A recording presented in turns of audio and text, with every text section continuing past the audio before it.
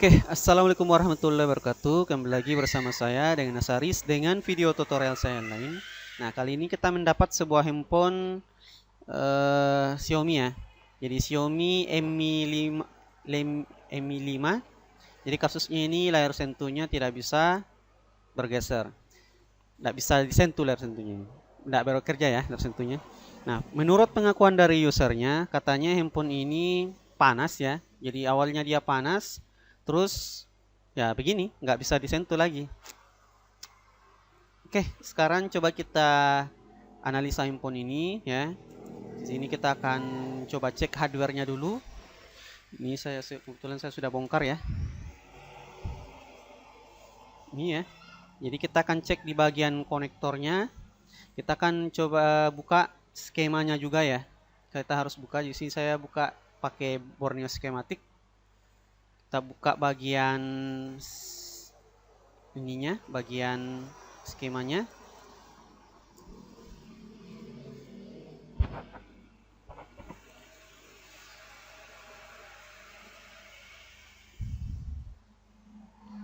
Nah, di sini kita perlu tahu dulu di mana letak touchscreen-nya itu tertancap ya. Kebetulan touchscreen-nya ini tertancap di satu konektor dengan konektor LCD-nya. Jadi J110 ini konektornya. Coba kita buka J1101, J1101.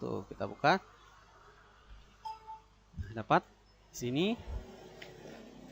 Nah, disinilah jalur touchscreen-nya. Jadi kita harus tahu juga di mana jalur touchscreen-nya ya. Jadi coba kita analisa dulu di sini kira-kira jalur touchscreen-nya yang mana. Jadi jalur touchscreen di sini ini ya, TS ini touchscreen intrude N, TS result N. Coba lagi kita lihat. Jadi jalur touchscreen-nya ini ada VDD 3 V2 TP, ini tes juga jalur touchscreen ya. Oke, berarti jalur touchscreen di sini 1, 2, 3 ya. 3 VDD TP ini jalur touchscreen-nya. Nah, kebetulan untuk seri Mi 5 ini dia punya LDO ya. Jadi ada LDO-nya, ini TP-nya, ini IC-nya, IC regulatornya ya. Jadi tegangan ini perhatikan, tegangan VDD 3V2 TP ya. Ini inputnya, nanti keluarannya di sini.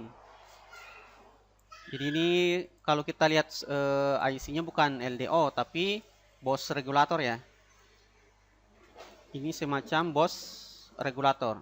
Karena inputnya ini ada coil ya, ini ada coilnya. Jadi keluarannya di sini VDD 3V2TP. Coba kita cari komponennya, terus ukur hambatannya. Apakah keluar tegangannya atau ada hambatannya atau tidak, short atau tidaknya di C530. Coba kita ukur hambatannya dulu di sini. C530 mana ya? Kita coba lihat dulu.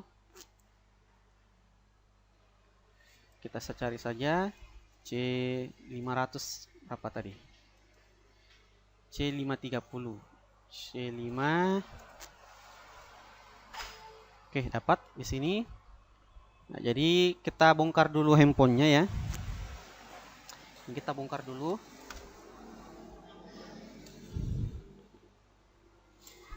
Jadi kita ukur hambatannya ini di sini. Kita buka di mikroskop. Nah, kita matikan dulu, cabut baterainya. Nah, sesuai dengan skemanya di sini jalurnya ya. Jadi jalurnya itu ada di sini. Nah, kita ukur dulu hambatan dari sini apakah aman atau gimana ya. Kita coba ukur dulu hambatannya. Ini kita pakai voltmeter Sanwo saja.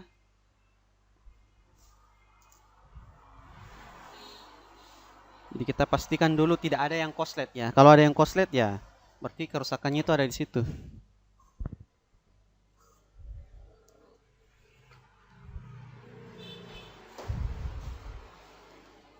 Oke, coba kita ukur dulu mana tadi.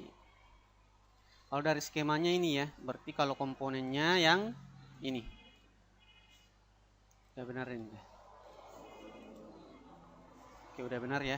Jadi komponennya itu yang ini. Coba kita ukur.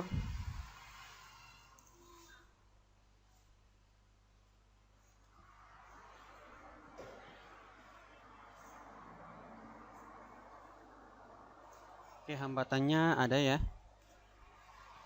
Nah, kalau kulihat dari ini, dari bentuk fisik ya, dari bentuk fisik kapasitor ini ya, ini sedikit mencurigakan. Perhatikan. Jadi kapasitor ini agak warna ini ya, warna kecoklatan, kayak hangus lah. Ini bekas hangusnya juga kayak ada di sini ya. Coba kita ukur kapasitor ini apakah dia hambatannya normal atau gimana ya, karena saya lihat dari bentuk fisiknya saja ini sudah gimana gitu ya. Coba kita ukur ya. Ini groundnya. Nah, ternyata benar ya. Jadi kapasitor ini korslet ternyata. Bisa juga kita lihat dari bentuk fisik, ternyata memang kapasitor ini korslet. Nah, kalau dia korslet berarti kata user kan dia panas ya. Jadi panas terus nggak bisa berfungsi. Kemungkinan kapasitor ini yang mengakibatkan panas ini. Jadi mau tidak mau kapasitor ini coba kita lepas dulu, terus kita ukur lagi hambatannya ya. Ups, saya cungkil saja ya. Sekarang saya coba ukur hambatannya.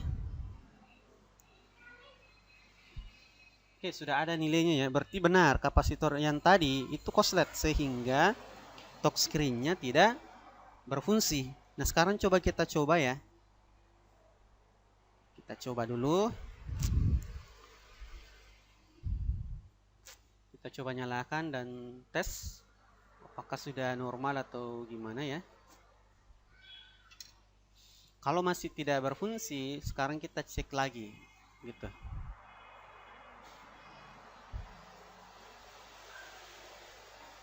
Seharusnya sudah normal kalau memang kapasitor itu yang mengakibatkan korslet ya. Karena korslet kemungkinan kapasitor itulah penyebabnya.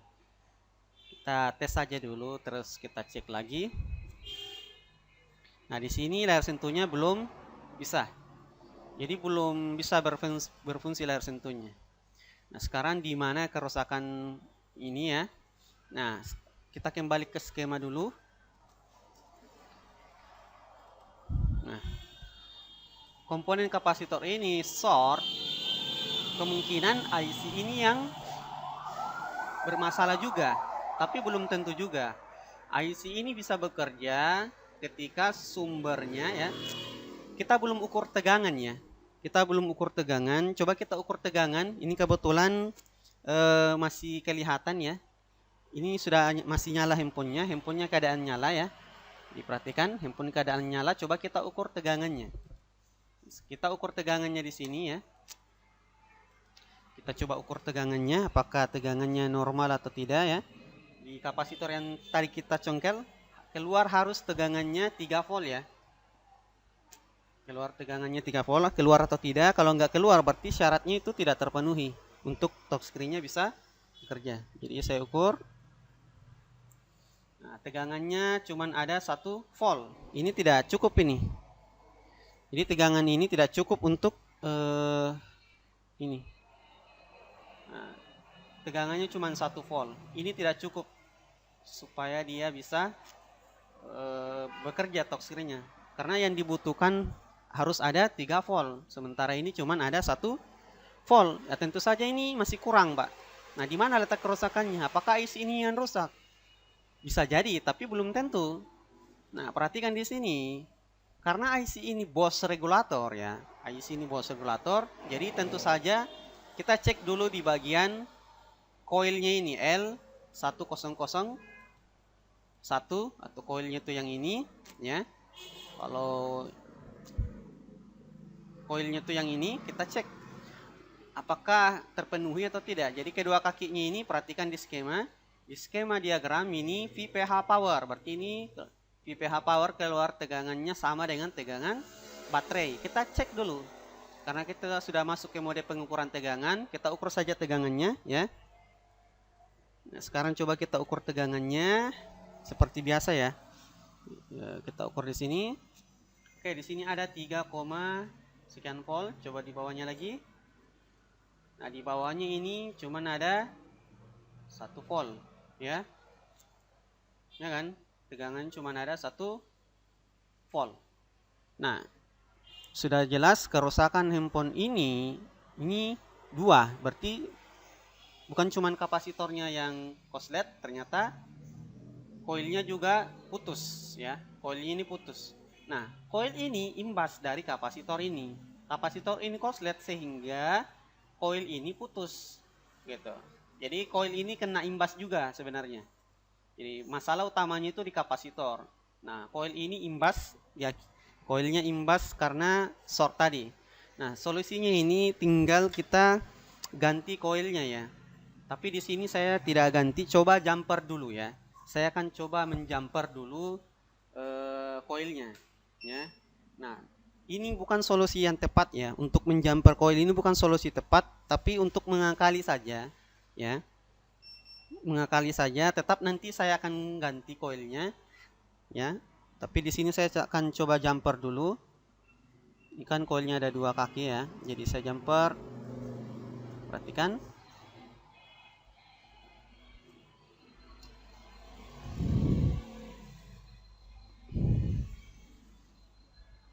Kita akan coba jumper dulu. Sebenarnya ini koilnya tidak boleh di jumper, ya. Koil itu nggak bisa di jumper, Pak. Harus diganti dulu. Tapi kebetulan kebutuhannya ini cuman dipakai untuk touchscreen, ya. Saya bikin pengecualian dulu. Tetap saya ganti, Pak. Tetap saya akan mengganti koilnya. Tetap saya akan mengganti koilnya kalau memang kasusnya down. Tapi di sini saya akan coba dulu, ya. Saya akan coba dulu. Ini saya jumper. Nah, sekarang saya coba nyalakan. Oke, handphonenya saya coba raba dulu apakah panas atau tidak. Jadi memang ada agak panas, ya, hangat. Ada hangat.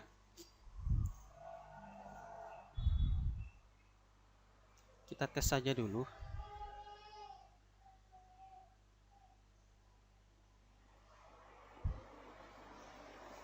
Masih nggak bisa. Nggak bisa, ya. Jadi mau tidak mau koilnya ini harus kita ganti, ya. Sekarang saya coba akan ganti koilnya dulu. Untuk itu mungkin berapa menit ini. Ini saya pause saja dulu, ya. Saya akan ganti koilnya. Saya pause saja dulu.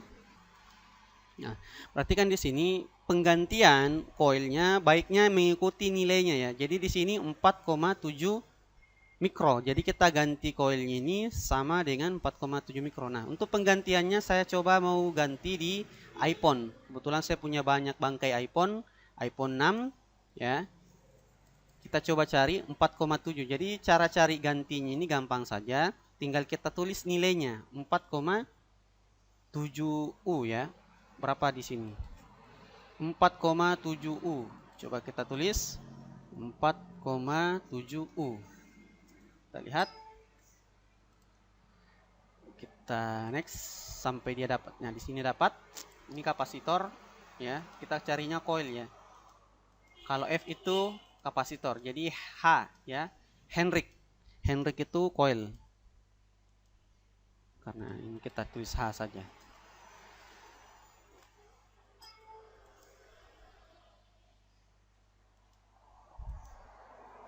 Ini malah nggak dapat ini, nggak dapat 4,7 Henrik, nggak dapat. Waduh, kayaknya coba ganti 4. 47.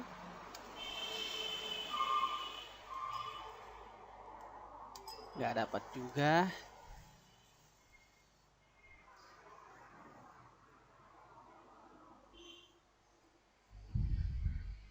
Saya coba dulu cari bagian blok CPU-nya, ya.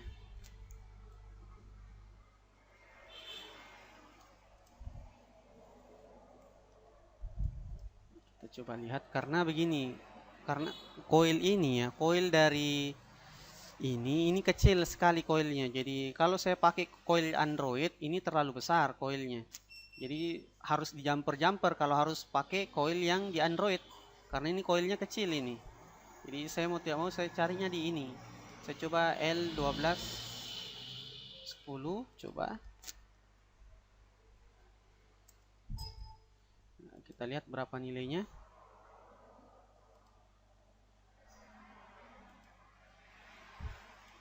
Nah, di sini 47 0,47 ya. Ini sangat kecil.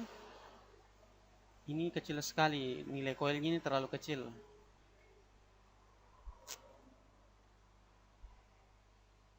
Terlalu kecil ya. Ini sangat kecil nilainya kalau 0 cuma ini cuma 1 Henry 1 mikro, terlalu kecil.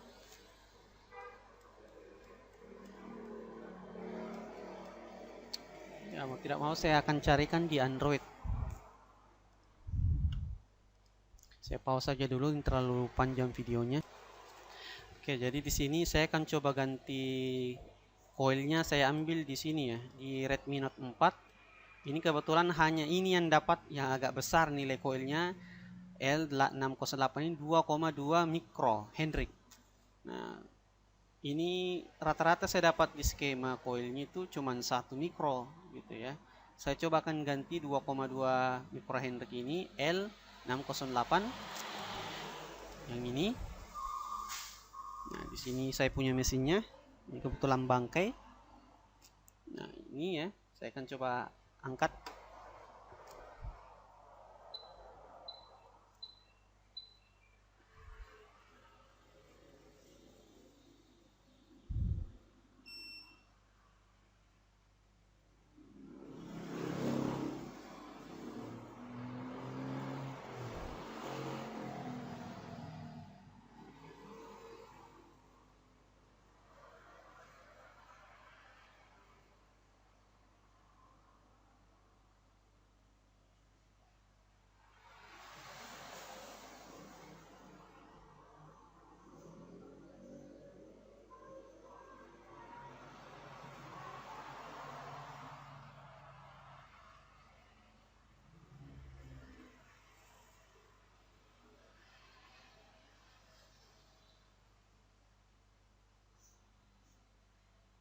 Koilnya keras ya.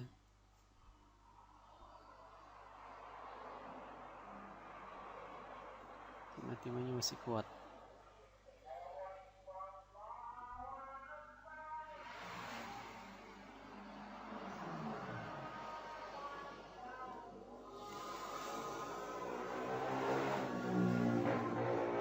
Ini nggak boleh dipaksa koilnya, karena kalau dipaksa diangkat biasanya putus.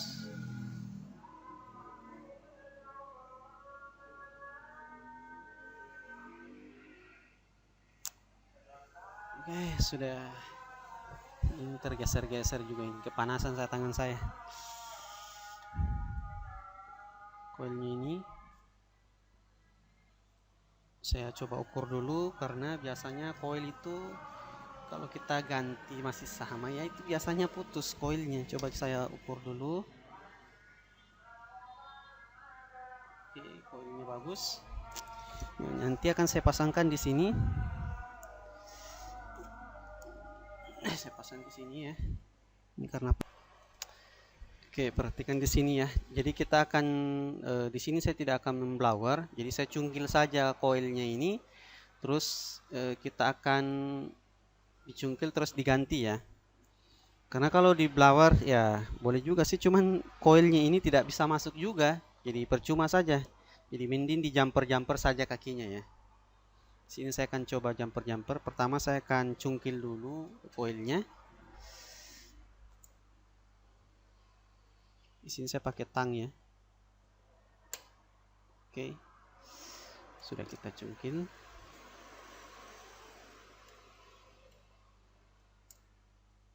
Nah, kenapa saya cungkil ya? Karena perhatikan di sini koilnya ini besar, Pak.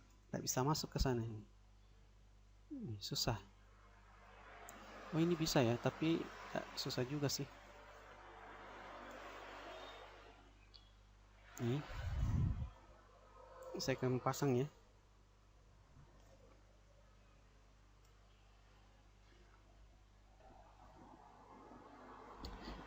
Ini mungkin di pause aja, pokoknya nanti saya akan pasang. Oke, di sini saya sudah jumper ya. Jadi di sini saya tidak blower, coilnya ini saya tidak pasang dengan blower, cuman saya bikin kawat jumper saja seperti ini. Nah, kenapa saya seperti ini ya? Malas, nggak tahu kenapa. Lagi malas saja. Malas bongkar handphonenya. Kebetulan bisa di jumper aja, ya. Jadi perhatikan di sini, saya cuman jumper seperti ini saja ya. Sekarang kita coba nyalakan ya. Kita pasang baterai, coba nyalakan. Oke, udah nyala.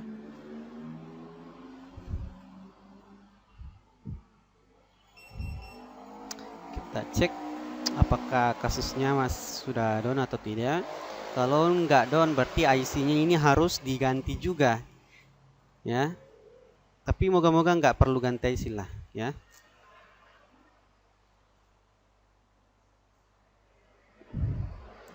Kita cek. Oke, di sini sudah bisa ya. Coba panggilan darurat saja. Ini panggilan darurat. Perhatikan saya cek 1 2 3 4 5 6 7 8. Kelihatan nggak nih? Bisa ya? Oke, saya kembali. Ini sudah bisa. Geser ke atas sudah bisa ya. Oke, berarti kasusnya ini sudah down. Inti permasalahan handphone ini kita sudah dapatkan analisanya. Jadi dua. Jadi pertama ini rusaknya ada di kapasitor. Nah, terus kapasitor imbas di coilnya. Jadi sumber utamanya ada di C1116. Terus L1001 ini imbas dari kapasitor ini. Dikarenakan ini korslet sehingga ini putus ya. Oke, sudah dapat. Ini sudah down, tinggal saya rakit, balikin, dah jadi nota. Oke ya, salam sukses untuk kita semua. Saya Nasaris, Adais Labs.